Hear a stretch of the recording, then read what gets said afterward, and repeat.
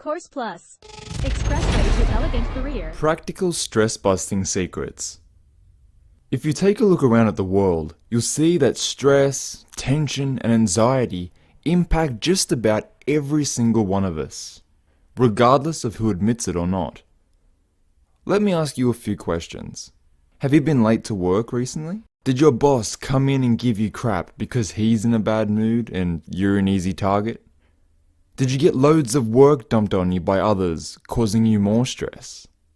Have you parked your car somewhere only to find some jerk hit your car with a shopping cart? Or some inconsiderate person decided to key your car for no reason?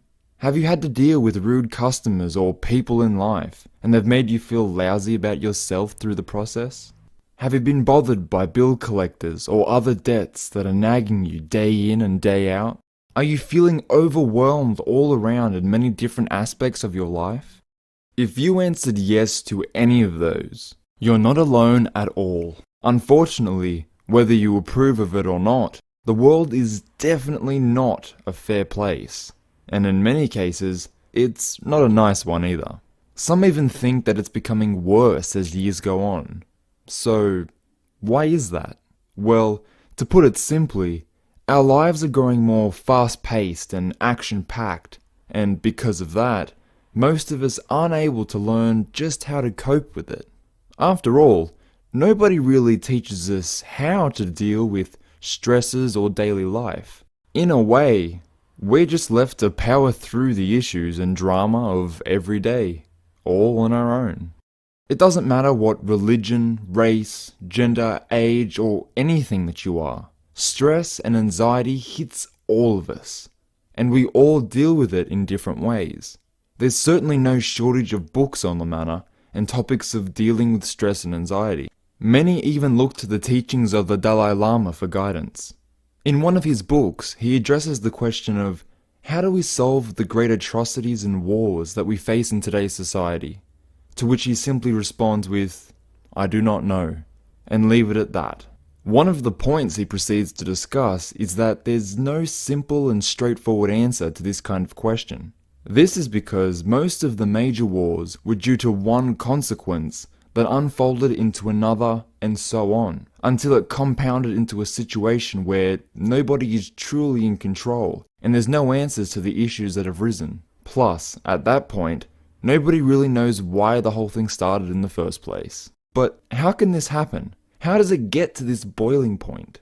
Well, let's imagine you're driving down the road, minding your own business, when suddenly another driver cuts in front of you, and this results in you having to slam on the brakes suddenly. Talk about a mood killer.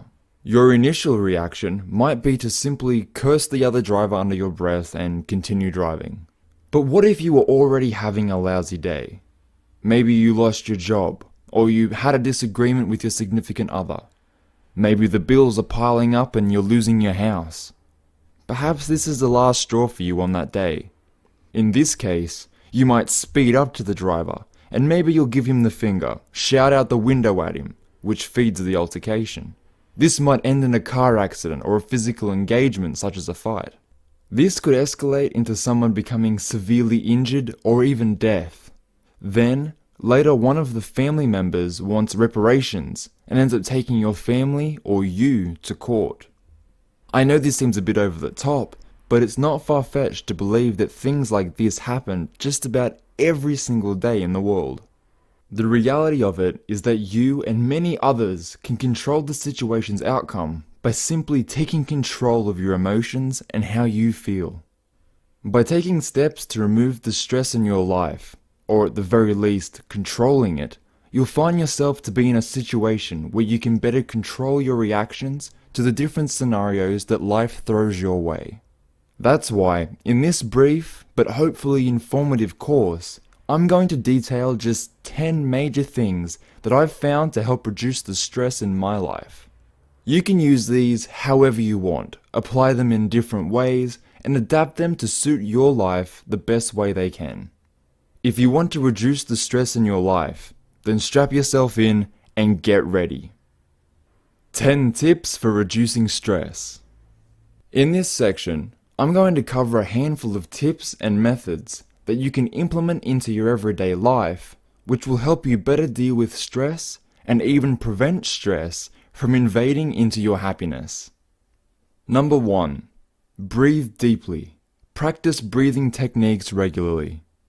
A lot of people seem to overlook how easy and useful this tactic can be for relieving stress, especially in the heat of the moment. I know the advice, take a deep breath, may seem cliche, but it really does hold true when it comes to stress. Take a minute or two break from life to focus on your breathing.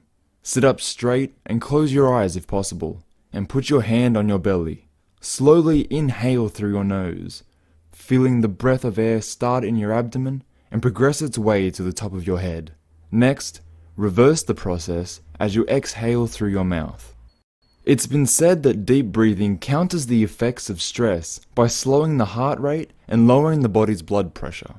Buddhist monks have been known to be very conscious of deliberate breathing during meditation because of this. Another method you can use is to sit up in your chair with your feet flat on the floor and your hands on top of your knees. Breathe in and out slowly with deep, full breaths, while also concentrating on your lungs as they expand and contract in your chest. Many doctors and researchers have actually found that shallow breathing is consistent with increased stress, and deep breathing fills your blood with oxygen and in turn helps to center your body and clear your mind. Number 2. Meditate for a period of time in the morning and evening. It should come as no surprise to you that meditation is an excellent way to help relieve your stress. When performed correctly, it should release your mind and allow you to focus on peace. Many people struggle with meditation at first because it can be a little tricky. And in all honesty, it does take a little bit of time to learn. There's many great articles and even courses on how to meditate, but you can easily get started by simply sitting in the corner or somewhere peaceful, closing your eyes and listening to music or soaking in the sounds around you. Some meditation gurus will even encourage you to listen to those natural sounds during the process, and to even burn some sort of incense to help break the stress that's present in your body. Number 3. Listen to music that promotes your chilled out mood. Listening to the right music is super important when you're trying to reduce stress in your life and find your inner balance. Some music can in fact heighten your stress levels when you listen to it. One type of music that researchers have proven to help stress levels is Baroque music. This music is based around a tempo of 60 beats per minute, which, coincidentally, is about the rate that our heart should be. Baroque music has actually been shown to increase the alpha waves in both the left and right sides of your brain, which assist in improving your learning ability, calmness, and even your creativity. Because of this, many corporate trainers have now incorporated this style of music during memory training sessions to better assist their students in improving both their comprehension and their memory. Of course, you should focus on the kind of music that you like and which brings comfort to you. So this point will be different depending on who you are and what your tastes are.